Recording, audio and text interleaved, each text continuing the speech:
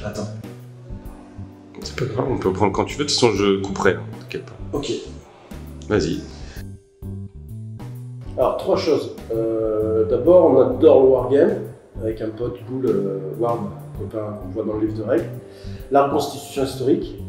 Et à l'époque, c'était il y a 15 ans, plus de 15 ans, c'est il y a longtemps, on était une bande de copains, on jouait tous à Warhammer Engine Battle et on avait une ambiance de jeu très copain, très rugbyistique. Et quand on a mélangé les trois points de vue, on s'est dit tiens, on va montrer une règle qui reprend ce qu'on a vu en reconstitue, où on ne se prend pas la tête, mais on n'est pas non plus dans le super simpliste. Donc cette étincelle de vie, on va dire, créative, m'a donné envie de créer la règle et du coup on l'a créée. On va tester et on va aujourd'hui avec plein de choses. Alors, dans ma règle, ce qui est très bien, enfin dans notre règle, parce que moi je vais employer le nôtre, parce que je pense communauté de joueurs, c'est le système d'activation. Système d'activation complètement atypique, avec des pions de l'ordre qu'on pose sur la table, des cartes qui nous permettent de ne jamais vraiment pouvoir prédire ce que va faire l'adversaire ou même soi-même. Alors on monte des plans quand même, mais c'est vraiment l'activation qui est atypique. Ça c'est le premier point. Le deuxième point, c'est le système de jeu qui a plusieurs niveaux de jeu. Donc il y a un niveau simple où on s'engage, on va expliquer aux joueurs, on va, dans les mois qui arrivent, on va leur amener tout ce qu'on va pouvoir leur amener comme information pour mieux leur faire comprendre ces niveaux de jeu. Donc le premier niveau de jeu, simple. Deuxième niveau de jeu avec la phase de réaction qui montre vraiment au jeu, qui donne un relief dans le jeu. Pour avoir des phases où on exploite, on attend que l'adversaire fasse un mouvement pour pouvoir poursuivre, que des Cosaques pitoyables poursuivent des dignes et magnifiques hussards dans une fuite ou une exploite. Donc ça c'est vachement bien fait. Le 28 mm, c'est du 28 mm assumé, c'est tellement beau et magnifique, les décors, les tables, les copains sont monophiles, le loisir. Donc en fait c'est une règle autour du 28 mm napoléonien. Donc autour du jeu, il y a beaucoup de discussions entre potes, t'as vu mes filles, t'as vu toutes les conversions.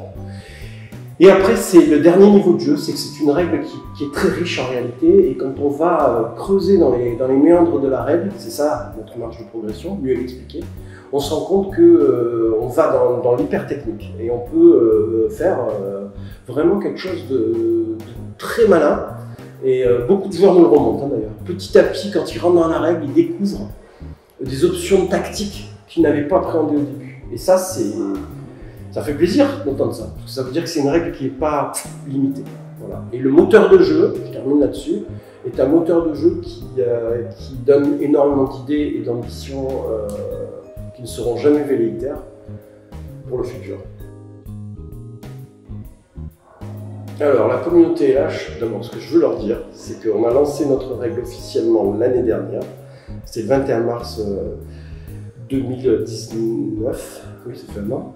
Il y a des gens aujourd'hui que je croise en convention, je suis obligé de bloquer les salles d'accès en région parisienne à cause du Covid, je suis obligé de dire on a trop de joueurs, on est 16 aujourd'hui là, ça fait qu'un an, on a 300 joueurs sur Facebook, on est plus de 150 sur le forum, et en fait c'est une communauté qu'on a voulu créer, et ce que je vois dans cette communauté, c'est des mecs qui ne se connaissaient pas il y a un an, que je vois aujourd'hui être des potes, ils boivent des coups ensemble, ils sont devenus presque des amis.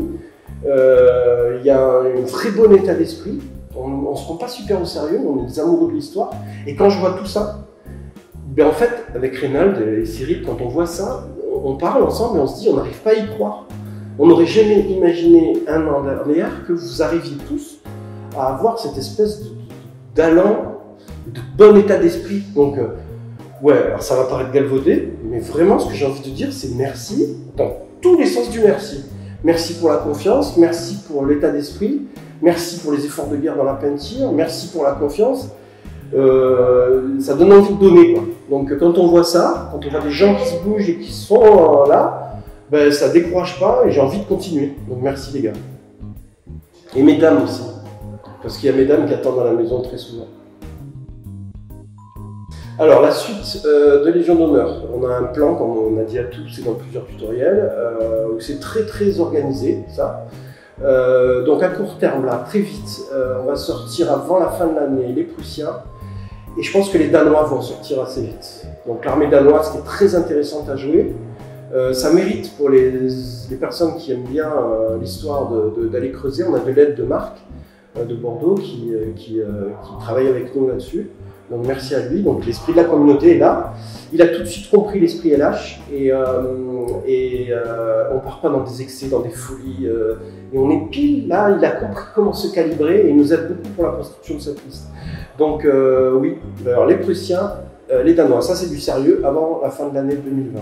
Début 2021, il y a des armées qui nous chatouillent très très fort, des listes assez rapides à construire qui sont l'Italie. Du coup, quand on parle de Danois, on a envie d'aller voir la Suède, on a envie de voir toutes ces nations-là. Ça, c'est des projets comme ça, donc là on est sur du moyen terme.